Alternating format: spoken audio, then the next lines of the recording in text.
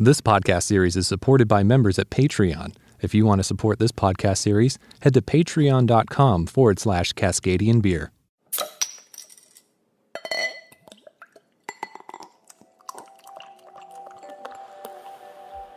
The revitalization of a struggling neighborhood can create opportunities for many. The opening of a brewery can play a strong part in this rejuvenation process.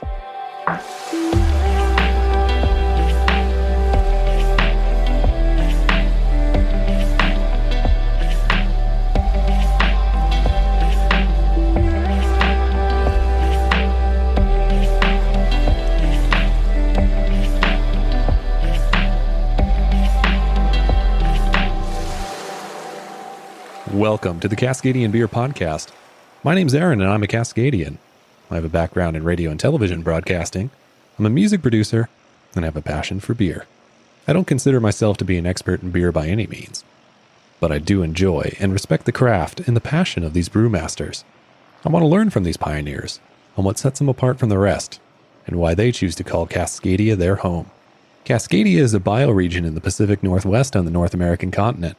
It's made up of the U.S. states of Washington and Oregon, as well as the Canadian province of British Columbia.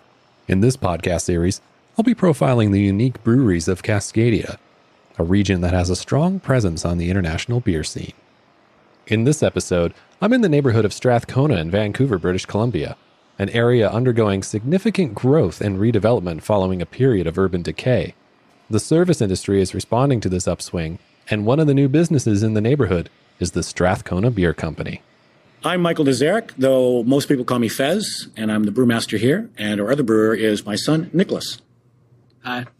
How long has Strathcona Beer Company been open? We opened in July. We brewed for most of June beforehand. We opened with our tasting room license, I think it was the 17th of July, with actually quite a few beers on tap. I think we had 7 beers at that point when we opened, which was unusual for a brand new upstart like us. And why did you want to open this place? Well, I have been a beer hunter my entire life. In my previous career as a live broadcast audio mixer, I've traveled around the world, and wherever I've gone for work, I always take time out for my hobby, which was hunting down craft beer. And you know what? No matter where you go in the world, you're going to find good craft beer. But sometimes you have to really look for it. What made you get into beer? Well, I kind of, when I went to university for synthetic chemistry and microbiology, I helped get myself through university by getting my spending money by working at a brewery. And I kind of got into the whole brewing industry because I wanted to go to school to take microbiology so I could become better at brewing. And kind of when I got into it, it kind of pushed me towards more getting into pharmaceutical drug design. But now kind of as it kind of came back into this, and my dad started opening he thought about opening a brewery. I was like, oh, hey, well, like, why not apply all this new scientific knowledge to brewing and see what we could do, like, creatively that hasn't been done before. What would you say is your style that you like to focus on here? I'd say our philosophy is classic international beers. And I know that creates a very wide spectrum and a palette, but I think for us, we like to offer not just the hoppy and crisp IPAs that the West Coast is known for. We'd like to offer a whole range of beers, especially because where we've opened here, I feel we have clientele and the neighborhood, the locals that come in here are growing with us and learning about beer as we go. Because a lot of them aren't necessarily, beer geeks or craft beer aficionados to start with, but they're getting into it and they're enjoying our beers. And now we're doing darker things and some more interesting Belgian styles, and people seem to be really enjoying it. When you think of Vancouver, this is a neighborhood with kind of a different kind of past to what when people think of Vancouver. This is kind of we're in the downtown east side. So what made you want to focus on opening up in this area and in this neighborhood in particular? Well, 2 of our partners were born and raised in this neighborhood, so there was a connection there. And actually, when we found this space, the whole vision kind of really came together and clicked. It is a beautiful building. It is 8 blocks away from Hastings in Maine, but it is a neighborhood that is in transition, and it's actually changing quite quickly. It's sort of the last neighborhood in greater Vancouver that has not caught on to the frenzy of the real estate market until quite recently. But now there's new little boutiques opening up and stores. People are building condos. Just across down the road, there's a couple of big buildings going up. So the neighborhood is changing quickly, and we wanted to be part of that change. I think you're really known at this point. I mean, you haven't been open that long, but I think you're really known for the Strathcona Gold. What was the inspiration behind the Gold? Well, the Gold was kind of, our idea was that we wanted to have, well, Strathcona in itself, it's a funky area. There's a lot of skaters. There's a lot of other kind of underground culture.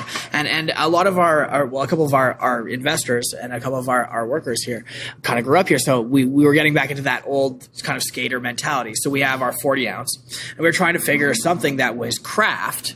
So a strong beer, but it was easy enough to drink, but was also 40 drinkable, so 1.14 liters at a time drinkable, and the Gold kind of came out of that because it was a very easy to drink beer, and it's been refined quite a bit now, and it kind of fits itself into that, being strong, being 6.66%, kind of fits into that whole mentality quite well. What's the size of this brew house? We have a 25 hec brew house. We can squeeze a little bit more out of it if we want, but we have 5 50 hec fermenters and 5 50 hec brite tanks, so it's about double batches per batch. So 25 is about what we do. And what sort of challenges did you face when you were trying to open for business? Well, it was a big learning curve for both of us. Despite the fact that we had a little bit of training back in Calgary a few years ago when we did actually work at the Wild Rose Brewing Company. So we got our first taste of professional brewing there and a sense of what it took. But for us, this is our first professional venture. So there was a lot to learn. We had very good support. Our system came from Specific Mechanical, and they were very good supporting us and helping us get the system up and running. I have to say, a big shout out to Brian, the head brewer over at Tofino, who really came in and helped us do our first brew and got us going on protocols. And we've sort of kept a lot of them as we got into it. When you first opened, you had a very strict license. Was that due to the fact of the neighborhood, or you were a new business? Because now you're actually able to serve a lot more than when you first opened. I think part of it was the neighborhood. It's kind of interesting. I mean, some other craft breweries were in the tasting room mode longer than us. I mean, I was quite surprised to hear that Strangefellows was actually 8 months. We lucked out with only 4 months. As limiting as it was, we understood that part of it was there was a lot of organizations in the neighborhood that were unfamiliar with the craft beer scene, and they didn't think we needed another hotel, serving, liquor along this strip like there are so many moving west of here. But then they came to realize that, craft beer drinkers are very different. They're discerning. They come to try different things and to take beer home. And we have very limited hours. We're 11 to 11. And we don't serve anything but our own craft beer. We do have, a red and a white wine on tap and a cider just for those who aren't really into the beer. But we're not interested in selling alcohol or cocktails in that regard. We just want to sell our beer. And you have a kitchen too. And we have a kitchen. So yeah, that's a big plus. Having a kitchen means we don't have to worry about food trucks coming around and such like that. But we've also established with Alex, our chef there, he makes a wonderful thin crust, very simple pizza, and people seem to appreciate it. So what's your favorite food out of the kitchen to pair with one of the beers you're making? That depends on the beer. But I don't know. I guess. How about a rainy day like today? Rainy day like today? Well, today we had the Caesar salad and the pepperoni. So it's a pretty traditional pepperoni pizza, but still the thin crust, all traditional, or very nice ingredients, and it's very delicious. And what beer goes good with that? Well, today we were having the smoked porter. So that's the one of the day for sure. And that's a new beer for you, right? Yeah, that's a brand new beer. It just came out a couple days ago in our tap room. And how did you create that beer? Well, that beer was based off of a recipe that my dad actually made from years ago that we kind of took and I boosted up the smoked a little bit, switched the dark grain bill a little bit and kind of made it a little bit more balanced. The smoked porter has probably the most complicated grain bill out of any beer that we've made here. There's, I think, at least 9 or 10 different types of specialty malts in there. I love the Beechwood smoked malt from Weiermann in Bamberg, Germany. When I visited Bamberg years ago, their specialty there is Rauch beer, smoked beer. And so that's the malt I wanted to use in this book. But it's only been on tap for like a week now at this point, right? Have you had much feedback on it? Well, not even. I think we put it on tap last Friday, and we got it bottled and out on Monday. But over the weekend, yes, a lot of people have been waiting for a heavier, darker beer from us. We've had our mild, which has got some wonderful chocolate and coffee notes, but it's only 3.8%. So it was great in the fall. People really liked it.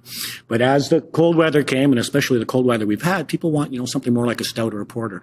So it seemed like a lot of people were waiting for this beer, and it's been selling quite well. in the first week it's been on, for sure. And you have a Belgian double at the moment too, right? Again, like what's the story behind creating that beer? Well, we wanted to make a beer for the Christmas season that was kind of, the traditional winter warmer. So a little bit stronger alcohol, a little bit more flavor than your typical beer. But we wanted also it to not be your traditional Christmas beer, because you kind of put yourself into one place when you make a Christmas beer. So we decided the double because, we wanted to go in the traditional kind of classic method of designing beer. So on the vein of our gold, the double was kind of the next logical step.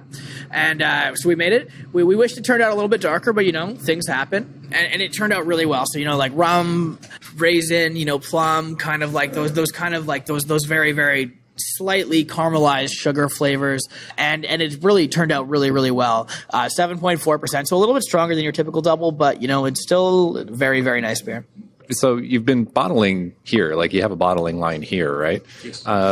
Where do those bottles go? Like how far is the reach at the moment? Well, pretty much we're still within the general Vancouver area. I think as far out as, maybe Pitt Meadows and Langley and, further out in the valley there. We're starting to get across to North Vancouver. I think we're more than 40 private liquor stores around the city at this point is carrying us.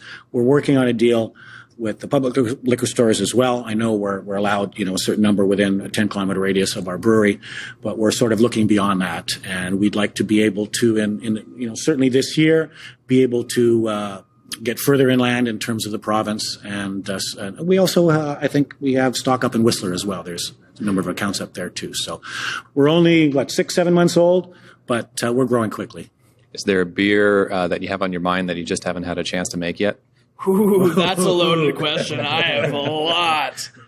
Well, there's a couple things that are in the in the old doc, but I can't quite say them yet. They're for next year. But look forward to some very interesting, deconstructed cocktails. But in the immediate future, we'll be launching our Pilsner in cans and our British IPA, which is one of our top-selling beers, also in 6-pack cans, and probably late March, so for the spring. And then we're also going to start into Tallboy series. We'll probably start with our Rye ESB and perhaps our Vienna Lager after that. Who's inspiring you locally at the moment with the beers they're making? Oh, there's quite a few people. I've really been enjoying the Twintails Pale Ales that have been coming out in their tall cans. They're really good, as well as juice, the Dat Juice. That's a great one. Beer, yeah. Before that, their Simcoe Pale Ale was great. As far as other beers go, I would say the Four Winds Britannomyces IPA. That's a classic, just an instant new age classic. It's a great one. There's a lot of people doing great things. Another one in the summer, not right now, and I think they're not making it now, but the Strange Fellows Guardian White IPA, fantastic beer.